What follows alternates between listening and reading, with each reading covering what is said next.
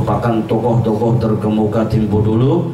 Itu adalah ada yang ahli hadis seperti Al-Haji Anang Sya'rani Arif atau udah yang mengena.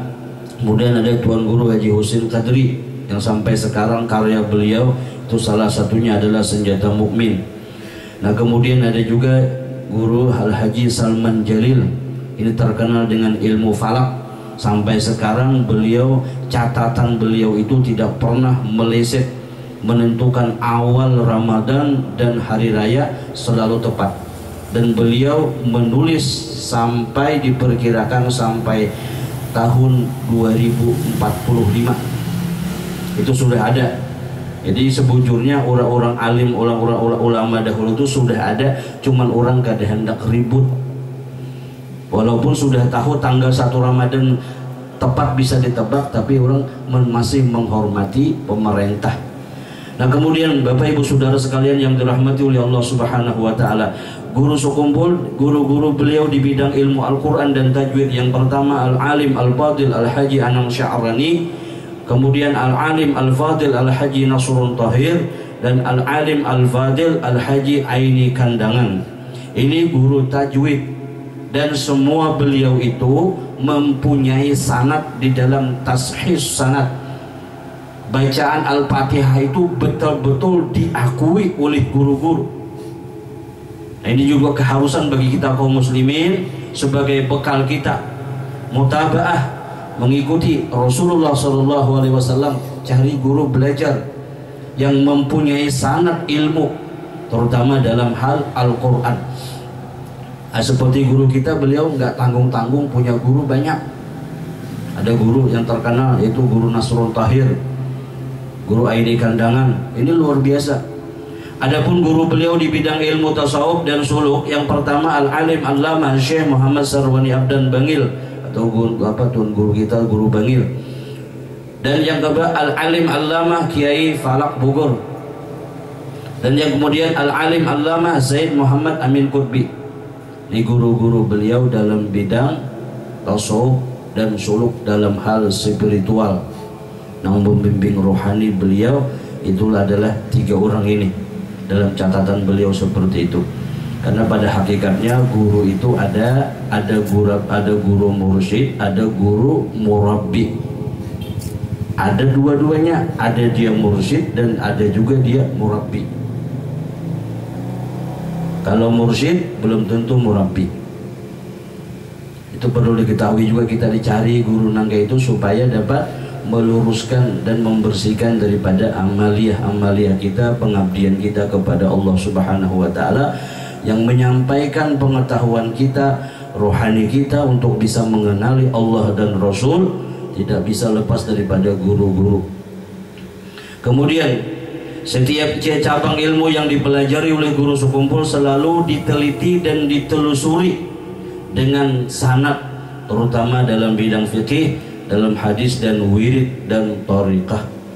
Itu ada sanadnya dari guru sampai kepada pengarang. Umpamanya Maulid Al-Hamsi, umpamanya Qasidatul Burdah, umpamanya maulid yang lain, itu ada sanad mata rantainya. Kemudian beliau mengambil ijazah bayat thariqah Idrisiyah kepada Syekh Muhammad Syarwani Abdan dan Sayyid Muhammad Alwi Al-Hasani, dan kepada Sayyid Muhammad Yasin Al-Badani, dan semuanya itu dengan sanad yang muttasil kepada Al-Imam Al-Qutub Sayyid Ahmad Ibni Idris Al-Hasani. Ini almarhum tuan guru kita, Guru Haji Badaruddin. Setiap kelulusan alumni Darussalam Martapura itu ketika hendak lulus itu dikumpulkan dan diajarkan satu tarikat ini, itu dengan membaca La ilaha illallah Muhammadur Rasulullah fi kulli lamhati wa nafasin adada ma wasi'ahu ilmullah. Itu dibaca 3 kali dengan memejamkan mata. Nah kemudian kalau tarikat Idrisiyah itu yang dipopulerkan atau yang dimasyhurkan oleh almarhum tuan guru kita, Guru Haji Ahmad Bagri. Setiap pengajian beliau di Sabiyid Al-Muhtadin ataupun di tempat-tempat lain, apabila maghrib, sore hari setelah maghrib dibaca tarikat Idrisiyahnya, La ilaha illallah, la ilaha illallah. Itu dibaca 12 kali. Nah kemudian Allahu Allah, Allahu Allah 12 kali. Ho 12 kali. Nah ini mun orang kada paham, mun hanya mendengar bisa menenawakan tak? Apa aja bunyi ho itu aja. Nah, cuman karena daerah Kalimantan Selatan sudah kada asing lagi yang namanya thariqat. Coba kita bawa ayo Bahari tahun 90 ada gasip itu bahasa sini, kalau bahasa Banjarnya benasyid, berzikir nang goyang neta. Kebetulan pula waktu itu lagu pop yang lagi ngetren adalah goyang reggae. Nah akhirnya di-stop oleh guru, ampih dulu ini jangan dibawa karena dipelesetkan. Itu zikir dan itu silsilah sanadnya sampai kepada Datuk Kolambayan. Itu mestinya dipelajari juga bagaimana asiknya orang berzikir. Nah, kita lanjutkan. Beliau mengambil juga ijazah baiat thariqah al-Aidarusiyah, di thariqat Aidarusiyah yang tadi, yang 12 tadi. Kalau Idrisiyah tadi kan yang Muhammadur Rasulullah fi kulli lamhati wa nafasin ada dama wasi'ulillah, itu beliau amalannya. Kemudian Tariqah Sammaniyah atau tarikat apa Tuan Guru Muhammad Samman atau apa, beliau mengambil kepada Syekh Muhammad Syarwani Abdan dengan sanad yang muttasil kepada Al-Imam Abdullah Al-Aidarus dan kepada Syekh Muhammad bin Abdul Karim As-Samman Al-Madani. Nah jadi banyak aja tarikat, boleh aja mengambil berbagai macam tarikat, yang penting ditelusuri tadi. Sebagaimana beliau juga menelusuri sanad terutama dalam hal bidang baik fikih, hadis ataupun dalam wirid dan thariqah. Beliau juga mengambil ijazah Dalailul Khairat. Ini kepada masyarakat Mendawai yang tua-tua dahulu, amalan orang Mendawai itu dalail. Tapi ulun berapa orang yang ulun tanya, orang-orang Mendawai ulun tanya kenapa kada diamalkan lagi dalail? Itu tahu menggila aja. Tahu menggila gimana? Akhirnya mati anak cucu kan membacanya lagi dalail. Bisa menggila kalau memang kelakuan tersalah juga.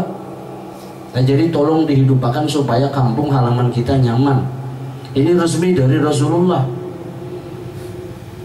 Orang suka marah dalail, utawarangin dalail Bahari. Nah, cuman ini kalah sama Mbah Gugil sama Twitter ngapa-ngapa kah? Ya Allah. Apalagi Bapak Ibu Saudara sekalian, ulun sampaikan hati-hati dengan kondisi masyarakat sekarang. Mulai saat dari sekarang sudah faham ahli sunnah wal jamaah mulai diserang. Sampai-sampai nggak perlu ada guru katanya, yang penting bisa membaca, buka di HP, di Google dan sebagainya. Memang kalau sekedar informasi berita oke lah, tapi ketika kita bertanya dengan Google, apa Google bisa menjawab penjelasannya? Tetap kita harus berguru. Ya memang kita akui kemajuan teknologi sekarang sudah lengkap. Kalau kita mau misalkan mendownload, itu ada kutubus sittah, bahkan kutubus sampai kutis'ah, sampai kepada Mustadrak Imam Ahmad, Mustadrak Imam Hakim, ada semua. Dan itu kemudahan-kemudahan memang yang dimunculkan oleh Allah Subhanahu wa Ta'ala. Tetapi jangan sampai meninggalkan guru. Harus bertanya kepada guru-guru, ini apa hukumnya nih masalah ini, kayak apa, aku membaca di Google begini. Nah itu perlu ada. Kemudian kita lanjutkan. Beliau mengambil ijazah Dalailul Khairat dan Burdah Al-Madih Al-Mubarakah. Nah kalau masalah Burdah, alhamdulillah sudah mulai juga di masyarakat kita. Beliau mengambil kepada Syekh Muhammad Samman Mulia dengan sanad yang mutasil kepada penyusun keduanya. Dan di antara guru-guru beliau yang memberi ijazah sanad adalah Zaid Muhammad Amin Qutbi dan juga Syekh Hasan Masyad dan Syekh Ismail Al-Yamani radhiyallahu taala anhu. Setengah daripada perkataan guru sekumpul adalah, kata beliau, jangan terlalu banyak berkawan. Cari kawan yang menunjukkan kamu kepada mengingat Allah Ta'ala dan yang selalu menasihati kamu. Jangan berjalan kepada yang tidak penting, jangan bercakap-cakap yang tidak berguna, jangan makan di rumah orang kikir. Ini kalau sudah ketahuan orang kikir, jangan hendak dinaiki lagi. hati kita mati, malas untuk melakukan ibadah nantinya. Jaga mulut, jangan mengulu-ulu orang. Bahasa kita ini jangan meledek orang, baik orang itu nang bagus suara ataupun dari segi penampilan. Jangan. Ingatkan bahwasanya Nabi Muhammad SAW selalu mengetahui perbuatan kita. Ingatkan, kita ini dijadikan daripada tanah. Adapun hikmah mengucap salam, kata beliau, dan berjabat tangan, artinya kita tidak akan saling mengganggu sesama muslim. Asal bertamuan assalamualaikum, habis itu bersalaman. Itu hikmahnya apa? Kita kada pacang ganggu mengganggu. Hikmah mengucap salawat untuk menerangi diri kita sendiri. Cara kita marah kepada manusia yang berbuat maksiat. Ini orang mau melakukan kemaksiatan, dalam hukum Islam wajib kita